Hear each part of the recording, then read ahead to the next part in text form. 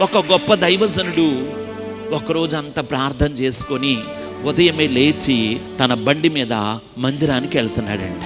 వెళుతుంటే ఆ పట్టణంలో ఒక ఉద్యమం జరుగుతుంది.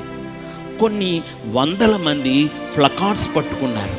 అంటే కొన్ని కొటేషన్స్ ఉన్న బ్యానర్స్ పట్టుకొని we say yes to Jesus, no to Christians అని పెట్టారంట. మేము యేసుకి ఎస్ చెప్తాం, నో టు క్రిస్టియన్స్, క్రైస్తవులకు మాత్రం మేము నో చెప్తాం. ఆగాడంట. వాళ్ళు ఏం చెప్తారో అని వింటున్నాడు ఈ పాస్టర్ గారు. వాళ్ళు అన్నారట, మాకు యేసు ఓకే, కానీ క్రైస్తవులు మాత్రం మా ప్రాంతంలో ఉండకూడదు.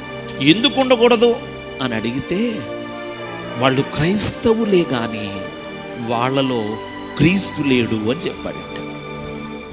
They are the Christians but they are not having Christ in them. వాళ్ళలో యేసు క్రీస్తు యొక్క పోలిక కొంచెం కూడా లేదు.